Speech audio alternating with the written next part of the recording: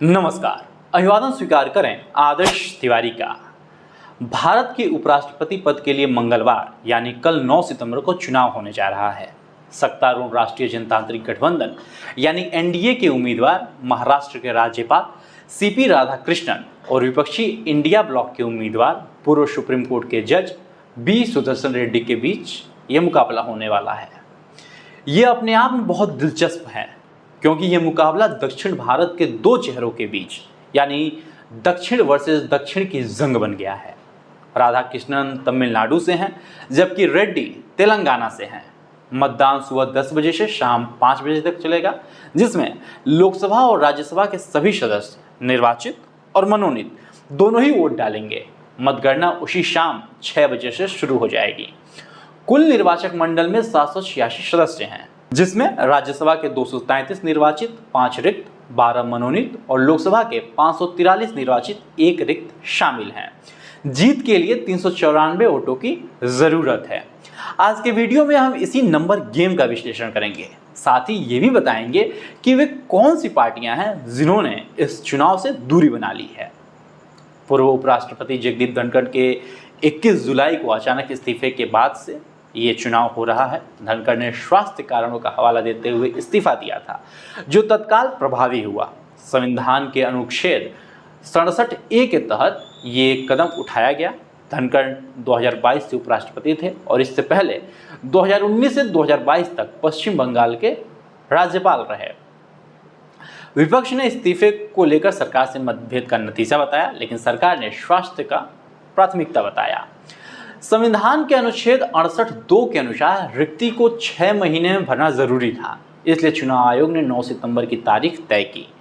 नामांकन की अंतिम तारीख 21 अगस्त थी, जिसमें 46 लोगों ने नामांकन दाखिल किया, लेकिन जांच के बाद केवल 2 उम्मीदवार बचे हैं।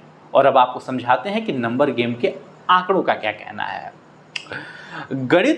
नंबर गणित के अनुसार एनडीए के पक्ष में है। लोकसभा की 542 सदस्यीय सदन में एनडीए को 293 सदस्यों का समर्थन है, जिसमें बीजेपी के 240, टीडीपी के 16, जेडीयू के 12, शिवसेना के 7 और अन्य सहयोगी शामिल हैं।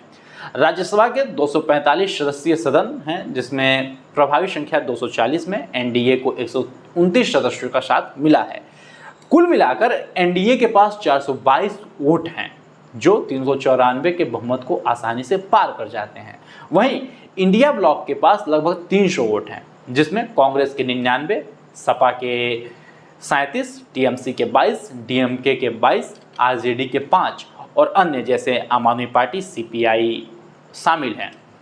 वाईएसआरसीपी के 11 वोट एनडीए को मिल सकते हैं, जबकि बीजेडी जिसके राज्यसभा में 7 है और बीआरएस 9 जिनकी सीटें हैं, उन्होंने चुनाव से दूरी का फैसला किया है। उनके चुनाव के दूरी का कारण इसके वीडियो के हम आखिर में बताएंगे। खैर, 18 सांसदों का रुख अनिश्चित है, जो क्रॉस वोटिंग की संभावना पैदा करता है, लेकिन एनडीए की जीत लगभग तय मानी जा रही है। विपक्ष इसे संविधान वर्सेस आरएसएस बीजेपी की वैचारिक लड़ाई बता रही है। अब उम्मीदवारों को जान लेते हैं। आपको बता दें, एनडीए ने 68 वर्षीय सीपी राधाकृष्णन को चुना है, जो ओबीसी, गोंडर, गुंकू, वेलेला समुदाय से हैं। आरएसएस से जुड़े इस बीजेपी नेता को तमिलनाडु का प्रमुख चेहरा माना जाता है। वे 1998 से 1999 में कोयम्बूर से लोकसभा सांसद चुने गए। 2004 से 7 तक तमिलनाडु बीजेपी के प्रदेश अध्यक्ष रहे और 19,000 किलोमीटर की रथ यात्रा का नेतृत्व किया है। हाल ही में झारखंड 2023-24 तक और महाराष्ट्र में 24 से अभी तक वो राज्यपाल पद पर बने रहे हैं। पीएम मोदी और अमित शाह के करीबी बताए जाते हैं और उन्हें दक्षिण भारत में बीजेपी की पैठ बढ़ाने के लिए चुना गया है। उनका नामांकन दाखिल करने के समय एनडीए के सभी मुख्यमंत्रियों ने समर्थन दिया।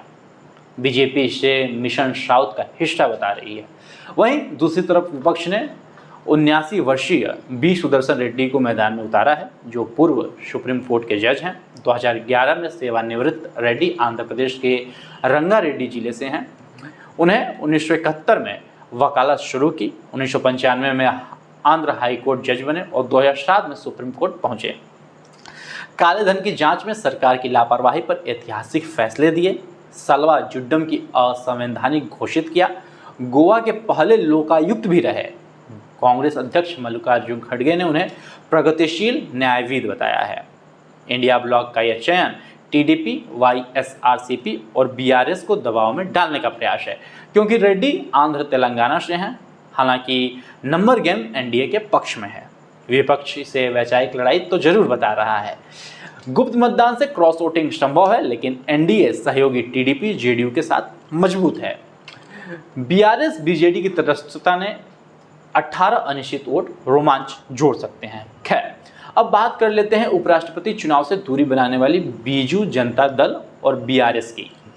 नवीन पटनायक की पार्टी बीजू जनता दल को लेकर अटकलें काफ़ी समय से लगाई जा रही थी कि चुनाव से बीजेपी दूरी बना सकती है। बीजेडी सांसद शष्मिता पात्रा ने उपराष्ट्रपति चुनाव पर कहा कि बीजेडी अध्यक्ष नवीन पटनायक ने पार्टी के वरिष्ठ नेताओं, राजनीतिक मामलों के समिति और सांसदों के साथ विचार विमर्श के बाद बीजेडी ने फैसला किया है कि पार्टी कल होने वाले उपराष्ट्रपति चुनाव से दूरी बनाई रहेगी। बीजू जनता दल एनडीए और इंडिया गठबंधन दोनों से समान दूरी बनाए रखेगी। हम ओडिशा और उसके 4.5 करोड़ लोगों के विकास और कल्याण पर ध्यान केंद्रित कर रहे हैं।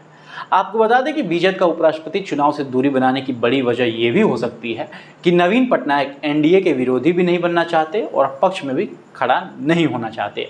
राष्ट्रीय स्तर पर बीजेपी या तो सत्ता के साथ रही है या फिर न्यूट्रल ही रही है। हालांकि पिछले उपराष्ट्रपति चुनाव में पार्टी ने एनडीए प्रत्याशी के लिए वोट किया था। अब बात करते हैं भारत राष्ट्रीय समिति यानी बीआरएस की। इन्होंने भी उपराष्ट्रपति चुनाव से दूरी रहने का फैसला किया है। पार्टी ने यह जानकारी सोमवार को ही दी है। बीआरएस के कार्यकर्ता अध्यक्ष केटी रामाराव ने कहा कि चूंकि चुनाव में नोटा का विकल्प नहीं है, इसलिए पार्टी ने इससे दूरी रहने का फैसला किया है। उन्होंने कहा कि बीआरएस ने उस गठबंधन को समर्थन की पेशकश की थी जो तेलंगाना को 2 लाख टन यूरिया की आपूर्ति का आश्वासन देता। चूंकि न तो एनडीए और न ही इंडिया ब्लॉक तेलंगाना के किसानों के लिए आवश्यक यूरिया लाने के लिए आगे आया है, इसलिए पार्टी ने चुनाव से दूरी रहने का फैसला किया है। बहरहाल, गणित कहता है कि राधाकृष्णन जीतेंगे, रणनीति कहती है कि बीजेपी दक्षिण में पैर जमाना चाहती है और विपक्ष कहता है कि यह वैचारिक जंग की लड़ाई है। लेकिन असली तस्वीर कल वोटिंग के बाद ही साफ होगी। उपराष्ट्रपति का चुनाव भले ही मीडिया में राष्ट्रपति चुनाव जितनी सुर्खियां न बन पाए, लेकिन यह लोकतंत्र की धड़कन है। यह संसद की एकजुटता का आईना है और सबसे अहम, यह चुनाव आने वाले 2026 के राज्य चुनावों और दक्षिण में बीजेपी की रणनीति का ट्रेलर होगा। आज के लिए दीजिए मुझे इजाजत। यदि इस वीडियो को आप यूट्यूब पे देख रहे हैं तो चैनल को भी सब्सक्राइब करें और फेसबुक पे देख रहे हैं तो पेज को तुरंत फॉलो करें। धन्यवाद।